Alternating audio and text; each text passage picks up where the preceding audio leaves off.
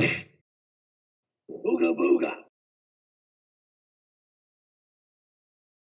So it's come to my attention that there are people out there that think Furiosa is a girl boss, subsequently linking this as the primary factor as to why the Furiosa movie has done poorly at the box office. And perhaps they're right. As a matter of fact, I think people are fed up with not too subtle messaging in their films, putting women on the same physical playing field as men, when that is physiologically not the case. But is Furiosa really a girl boss? I fail to see it. She is, for the most part, an intelligent, strong, and persistent character who's been turned hard by a hard world. And personally, though I don't know how likely it is, I'm not necessarily surprised that the Mad Max world has turned out a tough, competent woman. Now, before anyone tries to call me a shill, or woke, or whatever else, I encourage you to look at my past content and ask yourself if that's really the case. It's a weak argument, so don't stoop that low. Now, within pop culture, the term girl boss refers to a hyper-powerful female character who is essentially her own savior and is better than men at virtually everything. Now, at first glance, I understand why people would view Furiosa as a girl boss, exhibiting certain surface-level traits.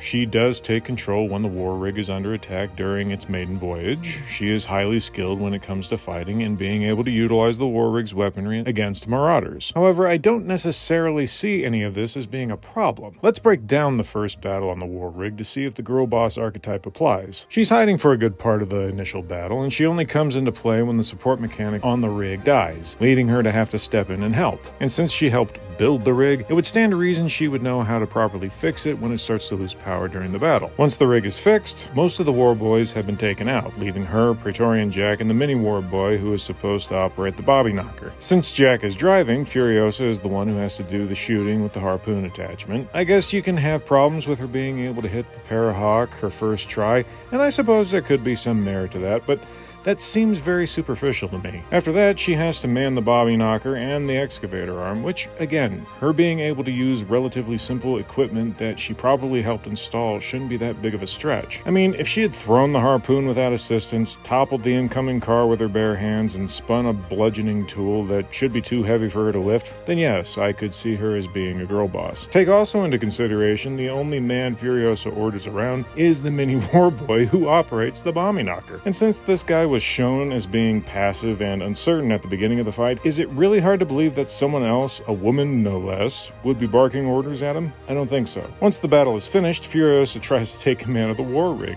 For those of you who will remember, Furiosa gets totally punked by Jack, effortlessly disarming her and tossing her out of the rig. It's only after Jack agrees of his own accord to help Furiosa that Furiosa becomes a formidable warrior. A girl boss who gets schooled by a man? Can't say I've heard of that one. And while this isn't necessarily a girl boss prerequisite, I think it's worth noting that Furiosa didn't really get what she wanted at the end of the film. By the time she's able to get Dementis into a vulnerable position, it becomes clear that Dementis won't scream or beg. He's taken everything from Furiosa, and he knows it. If anything, I'd say one of the biggest failings of this film is making a villain who basically won while still trying to make it seem like Furiosa came out on top. She didn't. At least, not until the end of Fury Road, when she takes the Citadel. And even then, Furiosa won't get her mother back, the Green Place is dead, and with the exception of one or two other ladies, she's all that's left of the Volvolini. None of this points to a girl boss. Furiosa gains her knowledge and abilities logically throughout the film and uses them appropriately. If I had to take a guess as to why Furiosa is called a girl boss, it's probably because audiences have become sensitive to the overt pandering most film and television devolve to, causing them to view content with a jaded perspective. If you really want a girl boss, watch Prey. Now, none of this is to say that there aren't some very odd moments within Furiosa. There certainly are that really don't make any sense and are just not possible, whether you're talking about a man or a woman. But the argument still stands. She doesn't fit the criteria of a girl boss.